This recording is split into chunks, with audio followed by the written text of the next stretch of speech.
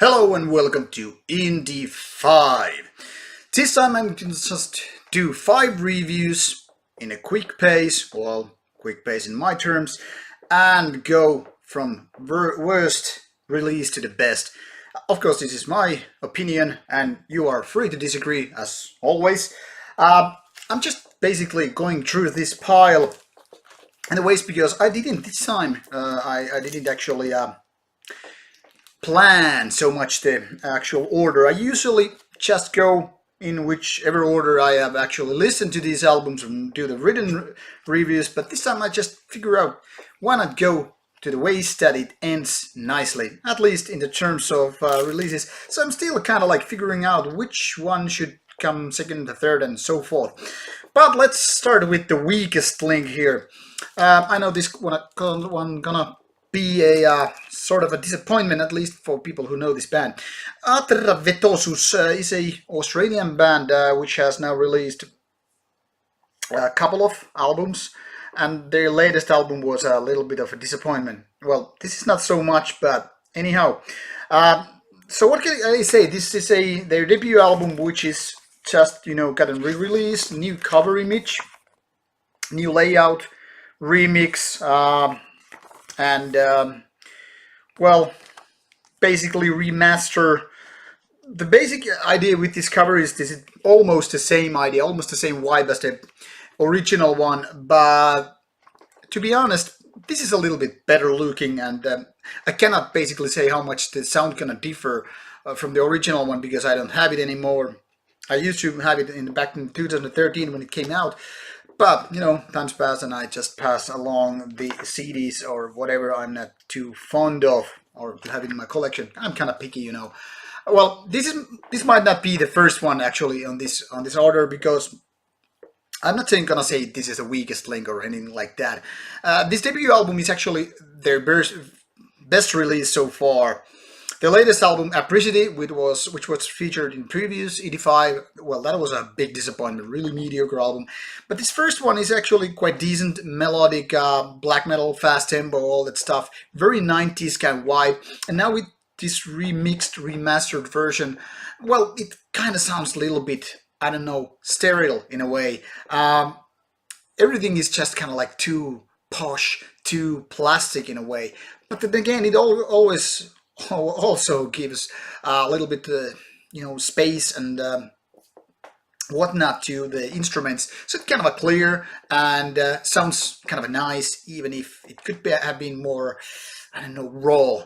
But anyway, Atavistic, even though it has lots of potential, it's kind of not able to play that 90s black metal style as much as it is trying. However, after this one, it went to worse direction, release by release. So while this one is pretty decent, and just to show you the name as well, Voices from the Eternal Night, this is probably the one you want to check out first if you are into melodic black metal.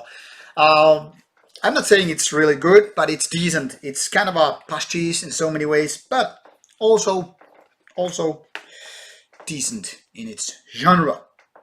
Now the next one is also hard to decide because it's pretty much the same quality, although the style is very, very different. This is Grinding Fear from Finland, called Reaper's Disease. I almost said Reaper's, whatever. This one is a hardcore crossover thrash metal. In an old school way, pretty much the same kind of vibe you get there already from the logo. Their second CD or demo, 5 songs, about 20 minutes, and crossover thrash. By this case, I mean the one is more crossoverish with hardcore elements, so kind of a aggressive, like full of attitude, chest pounding stuff, let's pick a fight and all that stuff. And the playing is like really solid. The guys are clearly, they know what they're doing and they have really good thrash vibes there. The downside of this is that while these hardcore vocals, which are kind of commanding shouts and all that stuff, they could be more versatile, really monotone in their style. It's just commanding those shouts, just 20 minutes, and it gets a little bit boring, repetitive. But you know, the playing is really tight knitten. I like how the guitarists are, you know, playing those thrash riffs like, you know, no, it's kind of like gives me the headbanging vibes. Real little bit rawish production, but then again, it's a demo, not a full length album or anything like that. So I'll give that a pass. Next one we go, and this is also pretty much the same quality, yet again different style. This is from Greece, Greek band with their Atavistic offerings to the Sabbatic Goth. As you can pretty much already figure out by this Black Blood Invocation, this color scheme and the name already implies sort of war metal, and that's basically what this is in a way. It's a black death metal band from Greek and Greece, sorry, and as such, it reminds me of bands like Archgoat and Blasphemy. They have pretty clearly been listening to those bands. This is just like a copycat version. This is also 7-inch EP I'm gonna show you, because if you're an old school vinyl maniac, you probably wanna know how this looks like. At least 7-inch EPs are not that common anymore.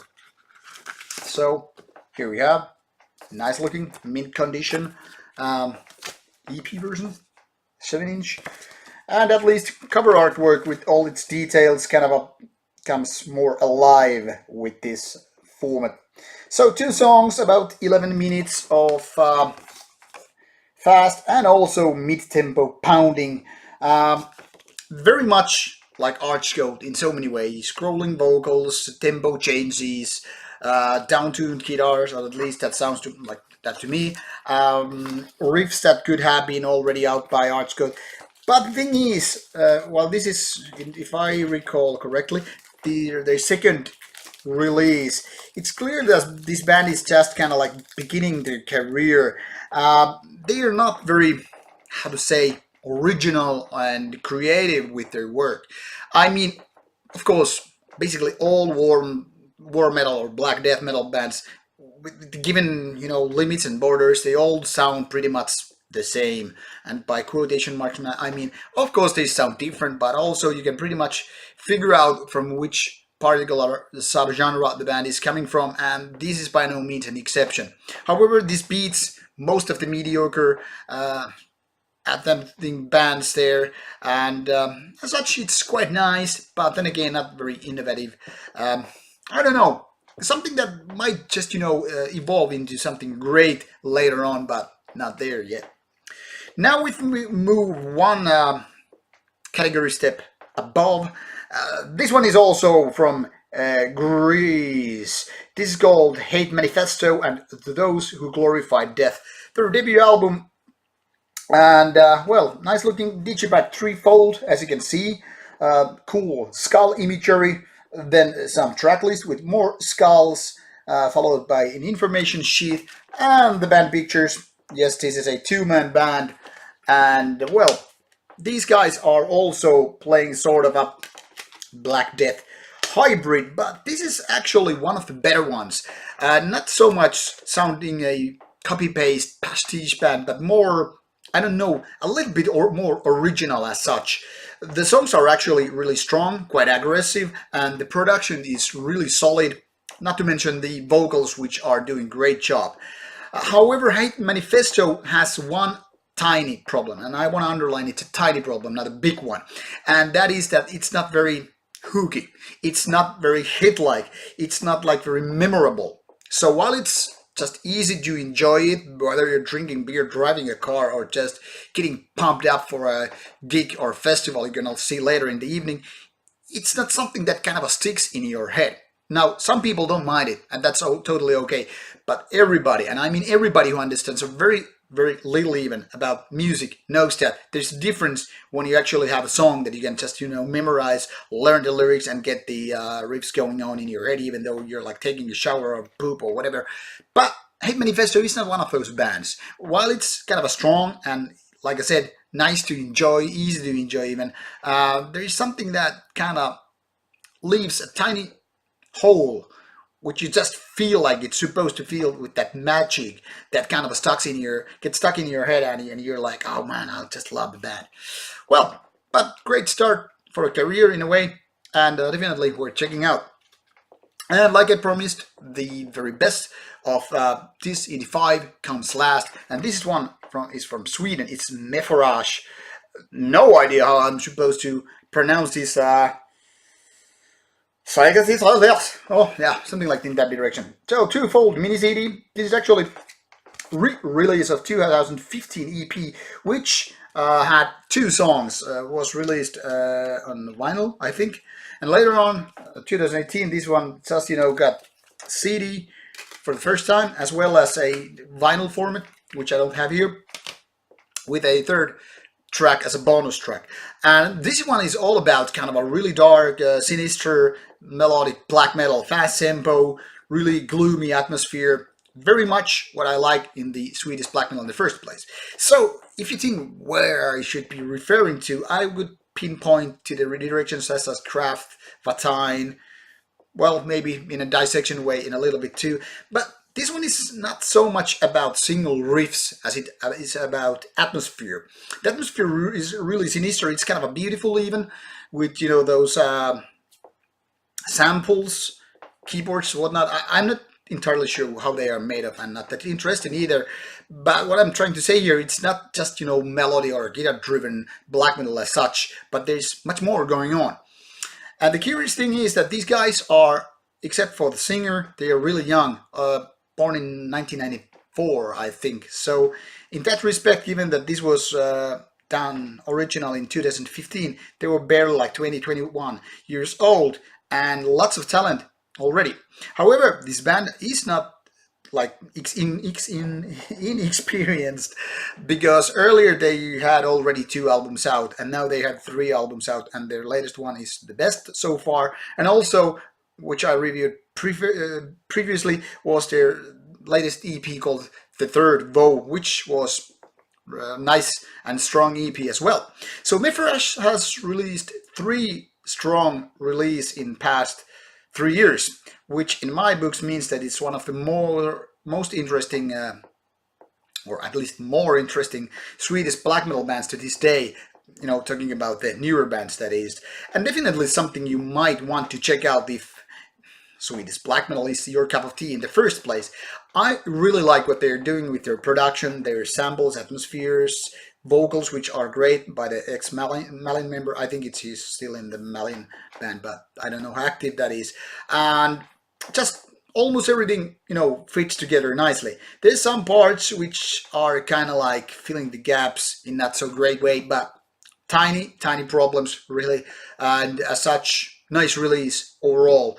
And like I said, the best of this Indie 5. You can find all the links in the box below. Subscribe to this kind of a description box. You will find all the links to the band pages and Facebook, Bandcamps, whatever.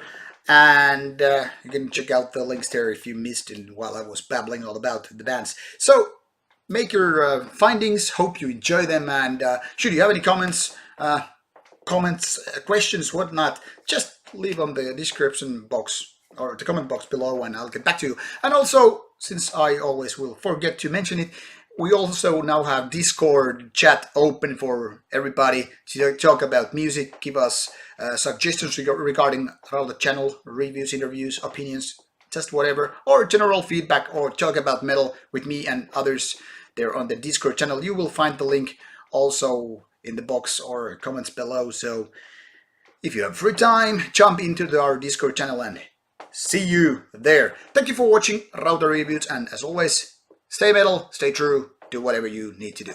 Bye bye.